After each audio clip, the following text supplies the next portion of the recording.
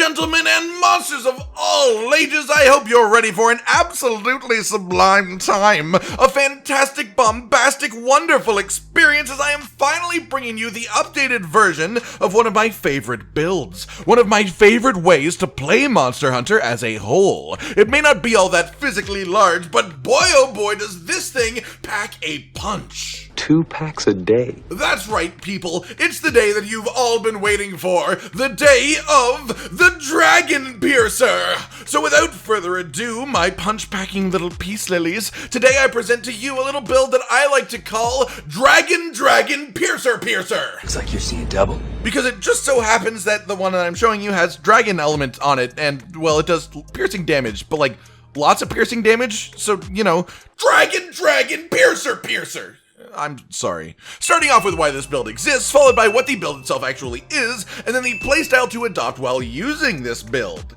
As for the why, well, it's pretty simple, honestly. Have you ever wanted to fire an arrow through a monster with such force that it tears through them, one muscle tendon at a time, breaking through the very fiber of their being before coming out the other side? Well, this is absolutely the build for that. If you like the look of Dragon Piercer and you like the look of being able to efficiently hunt while using nothing but Dragon Piercer, then there is nothing better to show you than this build right here. This one right in front of your eye holes. The best Dragon Piercer only builds in base world were effective enough to get by, able to finish hunts reasonably quickly once you mastered the playstyle. In Iceborne, however, they've just been getting better and better to the point that this one is not only a generally good build, but like in multiplayer, where the monster rarely attacks one individual hunter over and over, you can just rain Dragon Piercer after Dragon Piercer after Dragon Piercer, and if you use it at the right angle and the right monster, it feels good. Feels satisfying. The weight of the hit, the visuals of the animation, the shaking of the screen as each tick of damage appears. There's honestly just something magical about the feeling of playing a Dragon Piercer build, guys. Or I guess in this case, something elemental.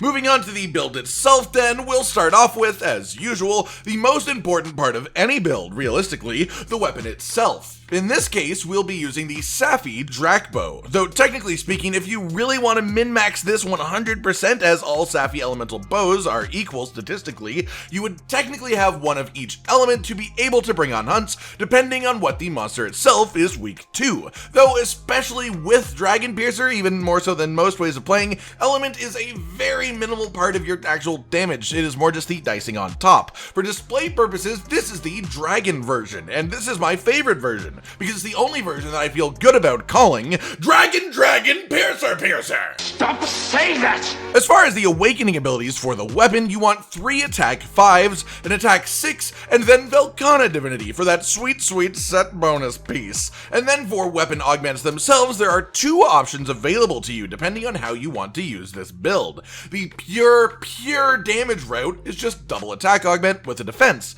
This version does a ridiculous amount of damage. However, I would only really recommend this if you're going for some sort of Dragon Piercer speedruns or if you literally never get hit by a monster, as the other version with 2 health regen augments instead of the 2 attack actually regens you a pretty decent amount, which is especially great in a build that uses peak performance, as you can just heal yourself to full by doing more damage. I'm a vampire! Moving on to the armor itself then, the main thing that you'll notice is the use of a new set bonus with this build, Punishing Draw. This is allowed, of course, by the amazing skills and decoration slots of the Frostfang Barioth armor, with this alpha waist piece just absolutely begging to be stuffed with 3-slot jewels. It's worth noting that ranged weapons don't actually gain the stun effect of this, so you unfortunately cannot stun with your Dragon Piercer. I know, it's sad, but you do still get the attack bonus on draw attacks, and given that every attack with this build is a draw attack, this is an undeniable upgrade,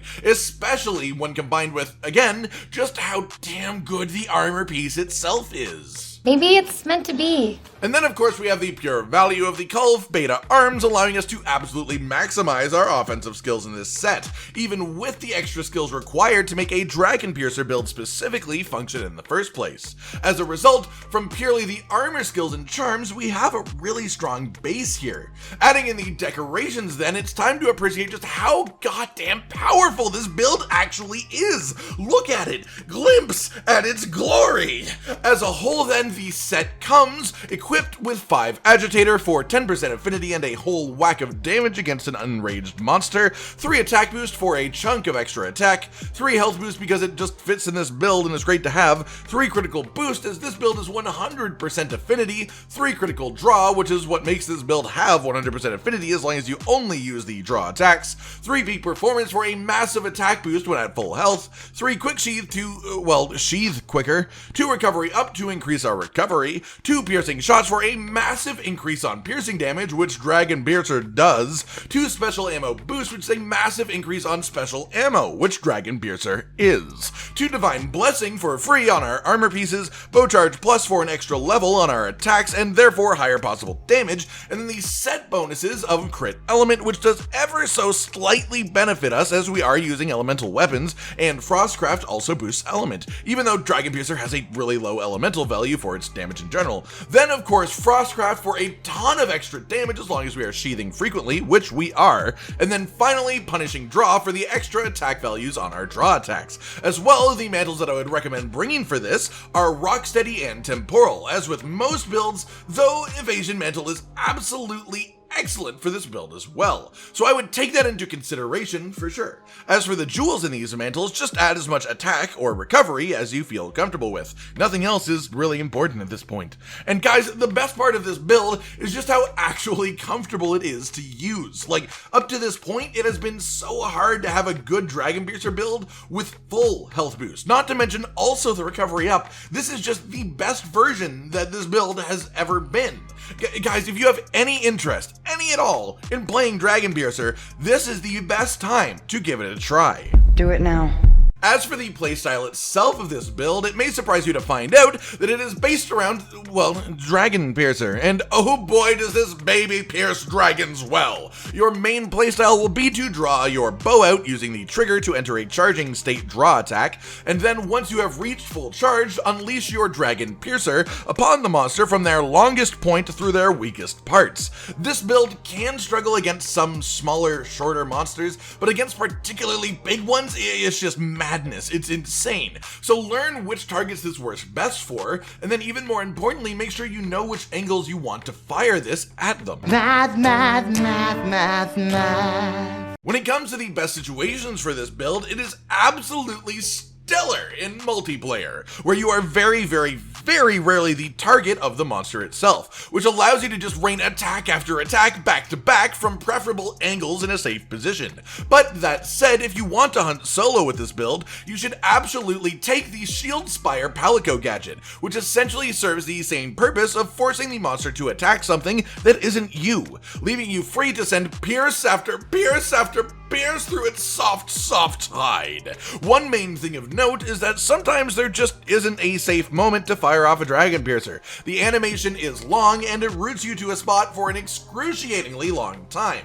When you get a good pierce off, you do a ridiculous amount of damage. It sort of evens itself out. So just play safe, avoid attacks, and wait for the right moments to fire. You don't need to just fire them off back to back if the monster is an inch from your face spitting fire at you. That makes sense. And guys, I really cannot recommend this build enough. This is the first full offensive Dragon Piercer build in Iceborne we've made that also has full health boost, yet has full offensive skills. Due to the jewels used, it just isn't a damage loss at all. So you wind up with an extremely comfortable build that is just mathematically superior to any Dragon Piercer build that we've used up to this point. So how do you like them apples? I hope you like them a lot.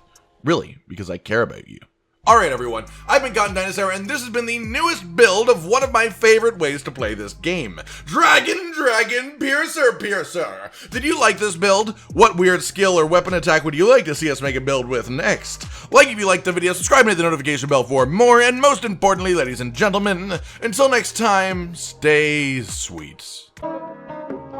This is the brand new outro to tell you all the things that you do that we love. So let's start with something simple and say, oh, we love your eyes. When they're watching us play video games, when we make a bunch of jokes that are kinda lame, or when they gaze upon our failures as we try to kill the monsters or important news about the kingdom Animalia. Rage, Continent, Hollow, we're all here talking about the things you want to hear. So if you want to be the first to hear, like and subscribe and the bell and we'll cheer. Some of you are patrons even though we are all the noobs and you're the pros. There's nothing we can do to thank you. No, really, there's nothing we could possibly do. Goodbye.